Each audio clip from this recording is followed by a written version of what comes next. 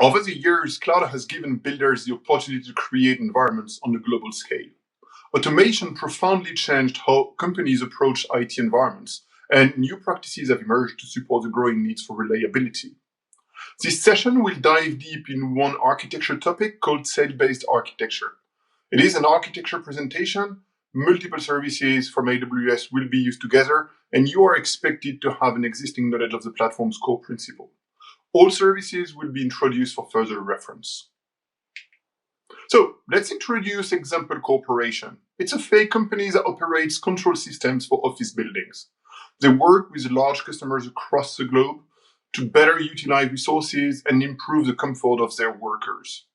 The platform gathers data from elevators, air conditioning units, lights, thermometers, smoke detectors, and many other sensors and equipments. It provides monitoring, analytics, recommendation, alerting for facilities teams on the ground.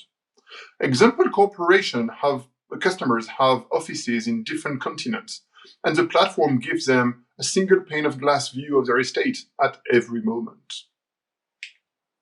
The core team designs, implements, and operates the smart buildings platform.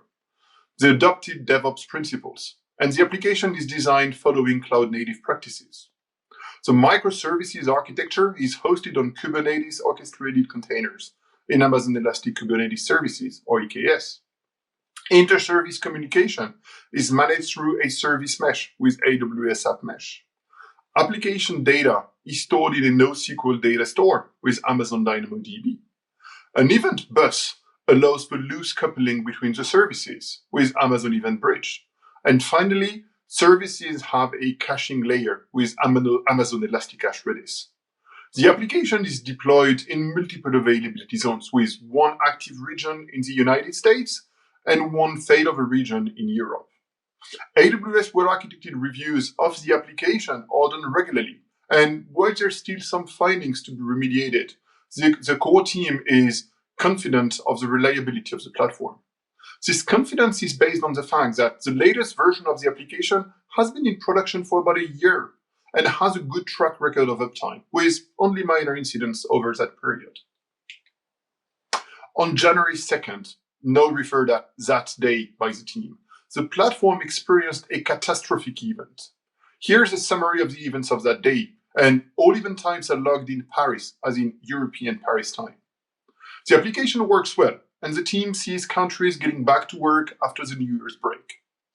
Early in the European afternoon, the first customers from the US East Coast start their day, while European customers are back from lunch.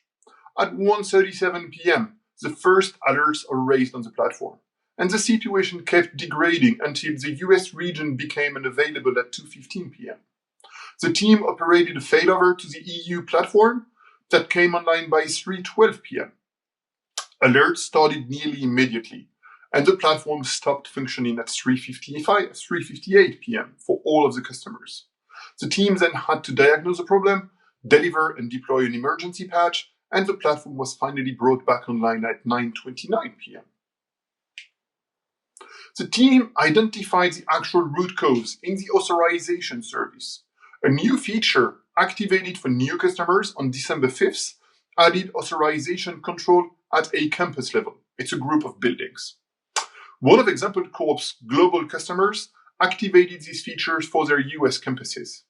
As an existing subscriber, the modification took effect on the next billing cycle, in this case on January 1st. But as it was New Year's Day, the users only connected on January 2nd. On activation, the flag of this feature was only set on the US users of the platform, and the update was not made on the EU users.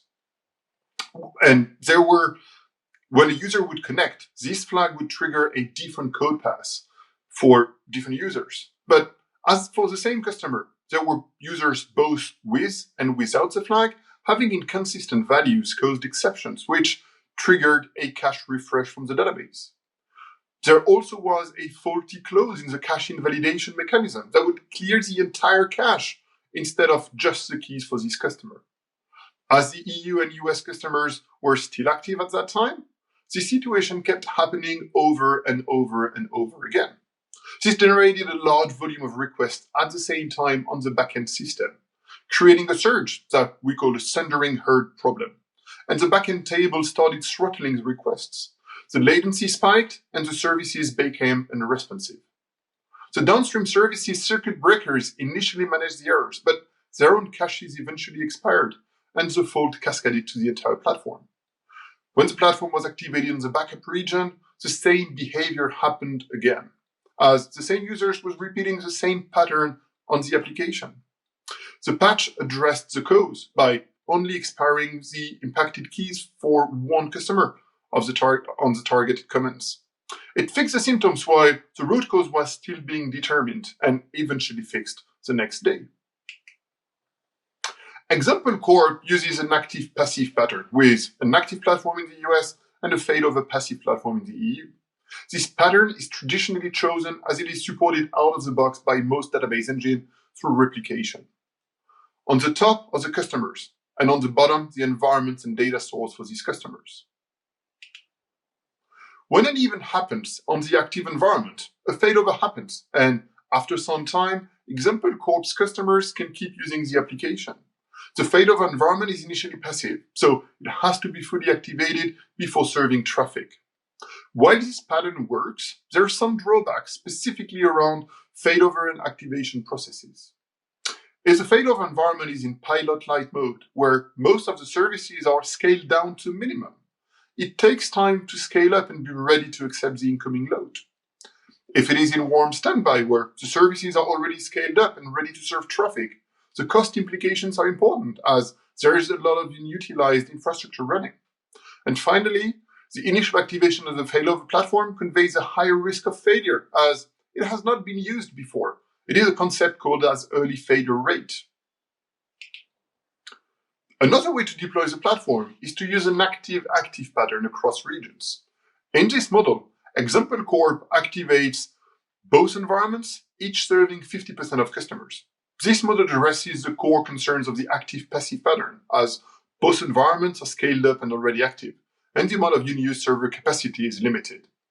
This requires most thought around the replication of the data, as the traditional all-on, all-off approaches and replication processes don't handle this model directly. In this model, when an environment experiences an operational event, the platform initiates a failover, but only of the customers in this environment, and moves them to the second environment. The second environment being already active and serving traffic, these customers can resume their activity much faster than in the active-passive model. This environment will have more important load as it scales out to handle the entire traffic, and there may be a temporary performance impact for the new customers. But automation and capacity planning can mitigate this impact. In the previous examples, the failures came from the execution environment, such as machine, database, network configuration, or other operational events that led to the platform being unavailable. In this example, like on January 2nd, Example Corp's customer behaviors becomes the source of the problem. The major difference of such customer-generated events is that while an environment can be failed over and isolated from the root cause, users will keep using the platform and will trigger the same problem. This repetition pattern is called the poison pill. Some common events that impact multiple customers and can be called poison pills are a customer's usage pattern disrupts other customer, also known as the noisy neighbor problem, or a denial of service attack on a customer of the platform that will impact other customers. Example Corp's customers, by having both EU and US teams present, generates a critical failure condition, or poison pill, on their assigned environment. As expected, the failover process kicks in and transfers the impacted customers to the other environment. Up until there, everything's working as expected. But the EU and US teams of that customer are still connected and active, and the critical failure condition is repeated on the failover environment. As a result of this cascading failure, the platform becomes unavailable, and all customers are impacted. The platform in itself was built to be reliable, and it tries to avoid failures and handle failures from the underlying environment. But, quoting Werner Vogels, failures are a given, and everything will eventually fail. The platform has to evolve to become more resilient to failures when they happen, but not if they happen. Sharding is a pattern where instead of having a single database for all customers, the data is stored in a collection of isolated and uniform data stores called shards. When a customer is created, the data from that customer is stored in one of the shards, grouped with other customers already present in that shard. For reliability, customer data is replicated to at least one other shard. As each customer's data is stored alongside only a few other customers, an event, such as the one example Corp experienced earlier, would impact only a handful of customers. This reduces the blast radius of failures. Knowing which shards to use to store a customer can be done using many techniques. The technique presented here is shuffle sharding, where shards are randomly assigned, much like drawing cards from a shuffle deck. On the bottom is a collection of cells. Cells expand the concept of a shard. They are instances of the entire application with a data store shard and all the associated business logic with it. Here, each customer lives in two randomly assigned shards hosted in distinct cells, and a replication process synchronizes the data for safety. When customers access the platform, they are automatically routed to the cell hosting their active environment and their shard. The goal is to minimize or even avoid the possibility of two customers sharing the same underlying cells. In the case of example Corp, in a sale-based platform, the incompatibility created by the presence of EU and US teams triggers a failure condition. The underlying cells become unavailable, and the customers that were active on that cell fail over to their backup cell. Using shuffle sharding, and cells drive some benefits. Only 3 customers, and these 3 customers that were in the first cell are impacted, of which only 2 had to fail over, as the third one was a passive shard. And they're now hosted on distinct cells. The scaling requirement on these cells is minimal, as they have active workloads and each receive only 1 extra customer. But the underlying condition has not been fixed with the failover. The customer's EU and US teams are still active, and they will trigger the same behavior in the failover cell. That cell then becomes unavailable, the failover process kicks in again, and moves the impacted customers away from that cell into healthy cells. As a result, the customers that caused the failure is now unavailable, as it has exhausted the cells in which it can be hosted, but no other customer is negatively impacted. For each customer, a number of shards that will host that customer's data are randomly selected from a list of cells, just like drawing cards from a shuffle deck. The chances of one customer being on all the same shards as another customer and impacting them due to a poison pill are pretty much the same as drawing twice the exact same hands of cards from randomly shuffled decks. It is inversely proportional to the combination of the number of shards selected over the number of cells available. Statistically, with 8 cells and 2 shards per customer, only 3.6% of customers would be severely impaired by a poison pill generated by another customer. Scaled to 100 cells and 5 shards per customer, there is 1 chance in 130 million that a coordinated failure would happen. Scaling further, Amazon Route 53, a service for hosting internet domain names with a 100% availability service level agreement, uses shuffle sharding. With 2,048 cells and 4 shards per domain name, there's about 1 chance in 730 billion that an impacted domain will impair another one. The placement algorithm is a foundational component of cell-based architectures. It keeps track of the cells, their configuration, and where the customers are located.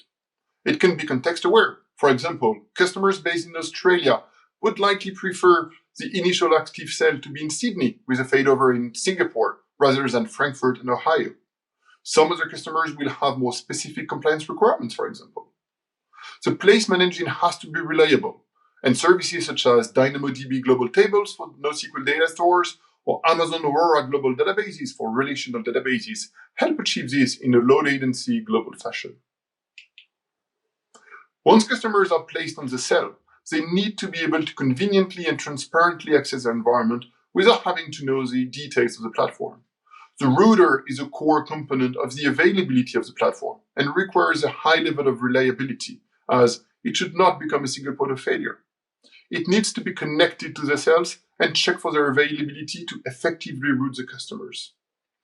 A requirement that will be placed on the clients is the ability to do retries gracefully if the underlying platform fails over. Route 53 has many features required for the routing layer. For example, distinct domain names can be assigned per customer, route to the appropriate cells, use health check to monitor them, and redirect to a failover cell in case of need. For API-driven platforms, Amazon API Gateway, a managed service for creating, maintaining, and securing APIs, can be used for publishing the APIs and route the request to the appropriate cell. Know that customers are deployed on cells and are able to be routed to their active cell. They need to have the data replicated to other cells for high availability. Database replication technologies support some of the requirements, but can introduce a tight coupling between the cells. Core practices for the replication engines in a cell-based architecture are data-driven replication by using, for example, streaming technologies to send the data from one active platform to the replicas. Services such as Amazon DynamoDB Streams, providing near real-time stream of all the modification of a database, support these use cases. We can also use event-driven replication, where techniques like event sourcing propagate changes from one cell to another using a journal ledger or technology such as Amazon Quantum Ledger Database. Or they can use an event bus, such as EventBridge. As an example, a listener service hosted on AWS Lambda, a fully managed serverless computing platform, listens to the events emitted by the source DynamoDB stream. It routes these messages to the appropriate endpoints in the other cells through APIs to be persisted. The fourth component of cell-based architectures is a migration service. The migration service can transparently migrate customer data from one set of cells to another. Example Corp has a free-tier model for customers where they can configure their equipment and access the dashboarding features quickly at no cost. For economic reasons, free-tier customers have limited controls and are stored on cells alongside many other customers, a pattern called oversubscription. But as customers grow and eventually sign a contract, they need more options for data placement, performance, and reliability. These options could be available in another set of cells with a different configuration, for example. When customers then outgrow the cell capacity they're in, they may need to be stored on another set of cells where there's more capacity for them to keep growing. In the case of Example Corp, in their operational event, once the customer responsible for that event has been identified, the data of all other customers impacted could also be migrated back to healthy cells and make sure that there's no impact for them. The migration service ensures the platform remains in full operational health when applications, customers, and use cases change. Managing these components and updating them by hand with dozens or hundreds of cells quickly becomes a bottleneck. The control plane is the cockpit of the platform. It controls the creation and configuration of all the cells, pilots the other components, and automates most of the actions. The control plane gives operators a set of APIs and tools that enable advanced scenarios on the platform. For example, continuous integration and deployment pipelines will interact with the control plane to know where to deploy safely the software. And A/B testing can be made available in a controlled environment. The AWS platform provides a wide set of automation services. The AWS Cloud Development Kit, a programmable model for infrastructure as code, or AWS CloudFormation, an infrastructure as code execution engine, are commonly used to deploy complex services. AWS Code Pipeline can be programmed to target cells, and Amazon CloudWatch can provide the monitoring and observability needs for the cells. Let's put these components in context. First is the data plane, where the customer's data lives. This data plane contains the router, all of the application cells, here shown in the simplified format, and the replication mechanism between the cells. Then, the control plane holds placement information, has a consolidated monitoring platform, deploys and updates the cells, and controls the migrations. Example Corp has a partner providing facility services for many of the customers, and that partner needs a centralized dashboard. But as these customers are hosted on different cells, the partner needs to issue queries on multiple cells. In cell-based architectures, cells are isolated from one another, much like services are isolated from one another in a microservices architecture. and as such, issuing queries in multiple databases is completely out of the question. A common pattern is to use a scatter-gather approach, close to what MapReduce frameworks such as Hadoop utilize. A service contacts the cell on their external APIs, has them do the computation locally, in parallel, and the results are sent back to the service, who does the final aggregation centrally. Services that act on multiple cells usually live outside the cells and interact with the cells like any other third party through the APIs. AWS provides a model where, from the ground up, it is easy to select the right deployment practices for cells, depending on your application's reliability criteria. Inside an AWS region, cells can, for example, be deployed in each availability zone. And thinking about it, AZs are a great example of how cell-based architecture are used in AWS. If the focus is on reliability of each individual cell, cells can be deployed each as multi-AZ platforms. If the focus is on fine-grained control of the environment, multiple cells can be deployed per availability zone, giving you full control. But cells can also be built in all publicly available AWS regions. AWS provides services that make building global scale architectures easier. Here's a few of them, for example. With Route 53, a global 100% SLA domain name service that provides all the core functionalities for deploying and monitoring cells. Or Amazon CloudFront, a content delivery network that can serve content as close to your users as possible anywhere they are. With Aurora for relational databases and DynamoDB for NoSQL databases, providing secure, highly reliable, fast, and cost-efficient data platform that will scale with your business needs. Once the core functions of a cell-based architecture are implemented, the platform can be optimized based on its specific constraints and business objectives.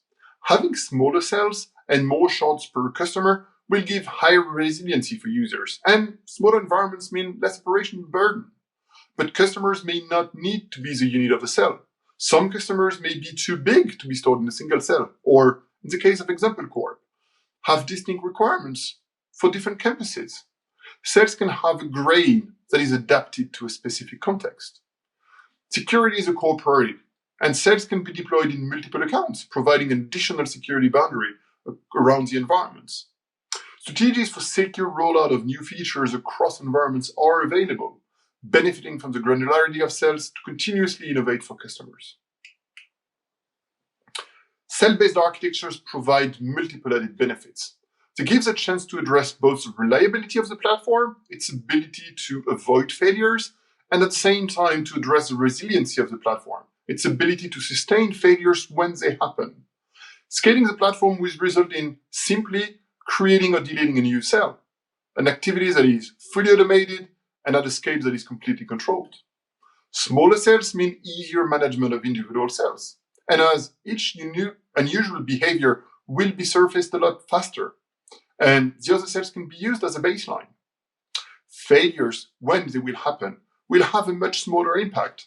Cells should share as few underlying dependencies as possible, so the impact of failures will be contained. And finally, by having an intelligent placement algorithm and having enough cells, the application code is simplified. The configuration of the cells can remove the complexity of having the runtime code handle everything. And the control plane is going to be your best friend for simplifying your application. You can now address location constraints for customers or maybe encryption requirements easily. Advancing the state-of-the-art of cell-based architectures, the Amazon EBS, the storage engine for all the volumes of Amazon EC2 instances, has been working on a new database model for storing Amazon EBS volumes. The architecture has been documented publicly and is called Physalia. This model is a cell-based architecture pattern where there is millions of cells, and each cell stores information for just one single volume. Physalia is a platform that was built to work around, at scale, some of the limitations imposed by the CAP CRM on consistency, availability, and partition tolerance. To dive deeper, the Amazon's Builder Library, a site where AWS's engineers share their best practices directly, has an article on shuffle sharding and its usage in Amazon Route 53. Physalia is presented in details on Amazon Science, a site where Amazon research teams present the state of the research done in the organization. The Builders Library also contains an article on how to design applications and clients who handle failures in an effective way. The AWS Well-Architected Framework is a guide to architect secure, reliable, performant, and cost-optimized and operationally excellent platforms. Hands-on labs are available to discover these practices. The AWS Architecture Center provides a large number of resources to help architect cloud applications. And the AWS Solutions Library offers a wide collection of reference implementations for many use cases from AWS and AWS partners, documented and directly executable. Thanks for listening to this session and discovering some of the capabilities of cell-based architectures. Please contact us to learn more on how AWS can support you in architecting next-generation applications. As always, make sure to fill the survey. We really value your feedback and insights. Thanks again.